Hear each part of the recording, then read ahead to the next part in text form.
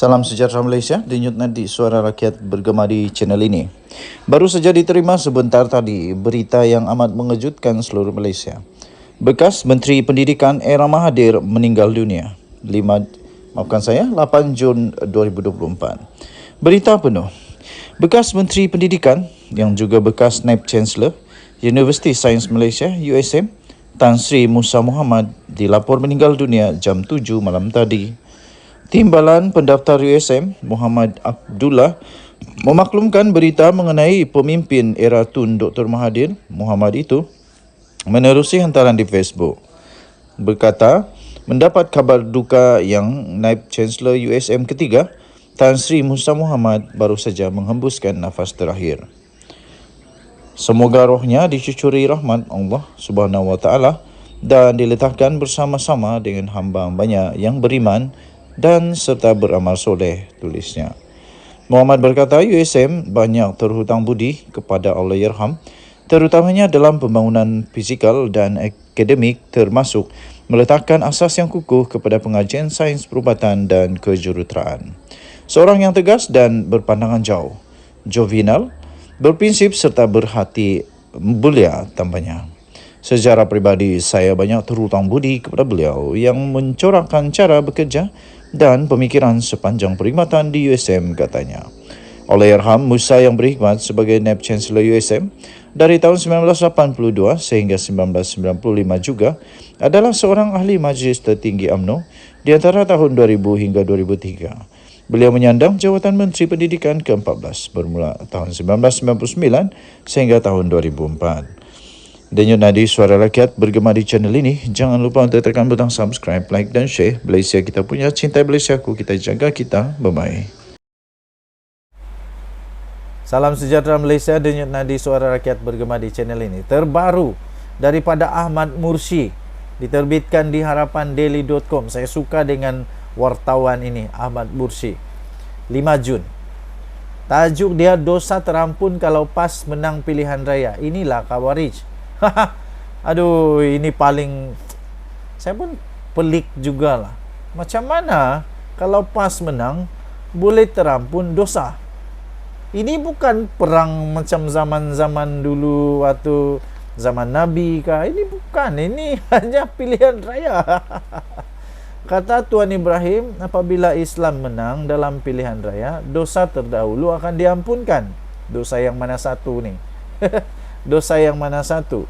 Dosa yang menambah cabutan perjudian itu itukah? Atau dosa yang mana satu? Tidak pastilah. Maka di bawah contoh, apabila PAS menang maka dihapuskan judi. Inilah saya lupa. Tapi dia saya rasa lucu. Inilah yang saya rasa lucu. Tapi dia lupa. Ketika kerajaan tebuk atap Perikatan Nasional, PAS naikkan cabutan judi. Artikel dosa terampun dengan sebab kemenangan Islam itu telah dipadam oleh Haraka Daily. Error 404 hanya ada dalam indeks Google. Huiyo. Jadi tuan-tuan dan puan-puan yang dihormati sekalian, PAS gagal bukan hapus, tapi gagal untuk buat. Semasa jadi kerajaan makan gaji buta. Kebanyakan inisiatif berkaitan Islam di Malaysia bukan PAS yang buat. Sekali lagi, kebanyakan inisiatif berkaitan Islam di Malaysia bukan PAS yang buat.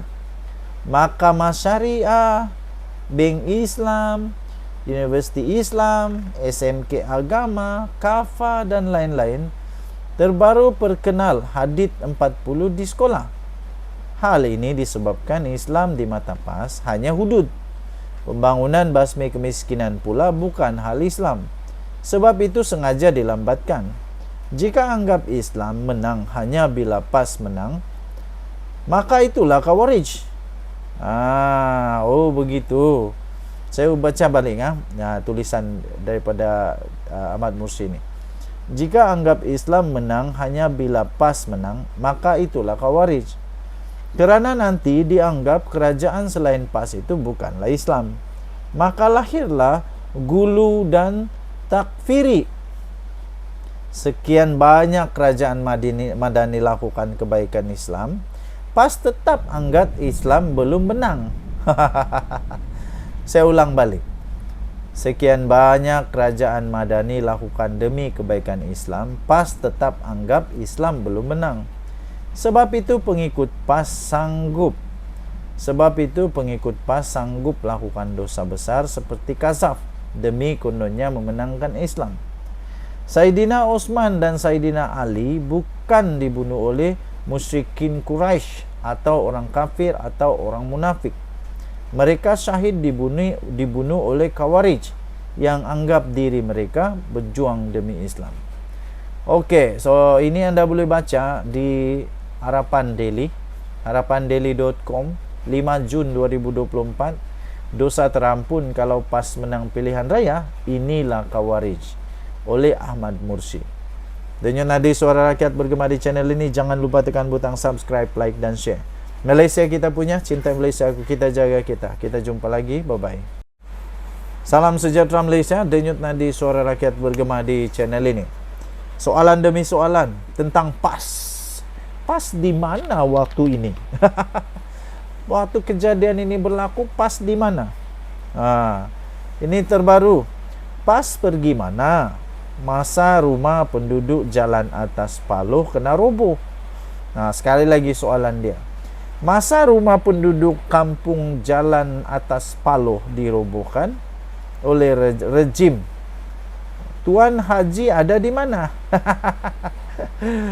PAS pergi mana? Masa rumah penduduk Jalan Atas Paloh kena roboh. Ini netizen punya persoalan.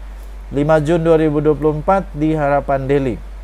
Berikutan perobohan rumah di Kampung Sri Makmur di Gombak yang menyaksikan pembangkang begitu gairah.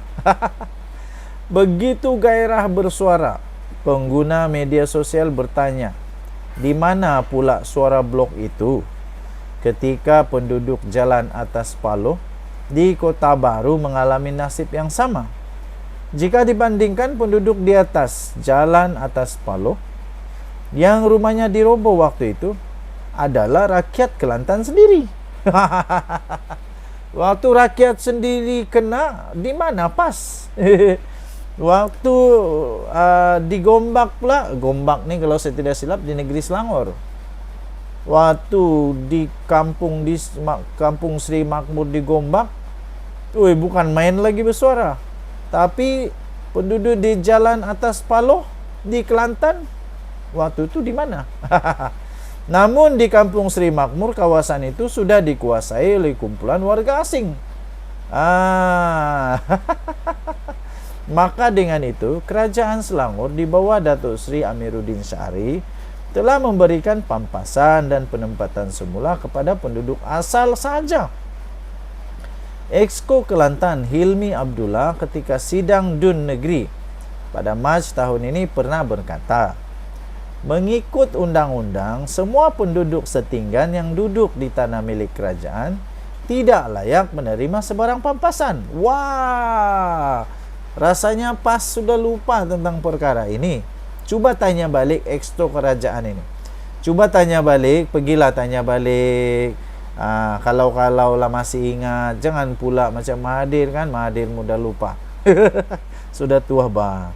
Janganlah marah-marah dia.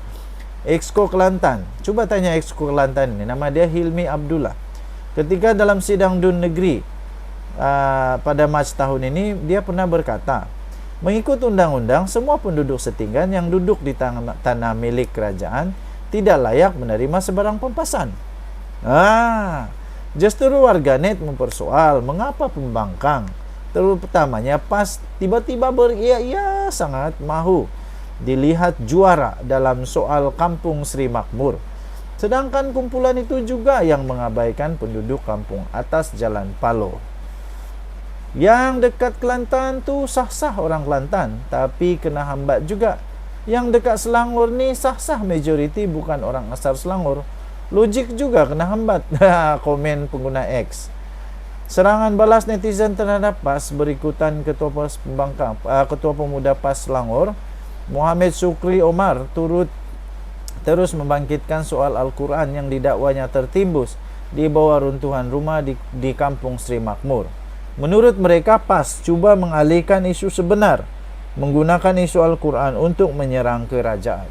Untuk rekod, perobohan rumah di Kampung Sri Makmur dilakukan selepas banyak peluang telah diberikan kepada penduduk kampung berkenaan sejak 3 tahun yang lalu. Notis berpindah dari perkampungan itu juga sebenarnya telah dikeluarkan lebih awal sejak 2006, namun terdapat penduduk yang enggan mematuhi arahan berkenaan. Untuk mendapatkan berita lengkap, sila layari harapandaily.com 5 Jun 2024, tajuk PAS pergi mana masa rumah penduduk Jalan Atas Paloh kena roboh? Netizen tanya. Kita jumpa lagi, bye-bye.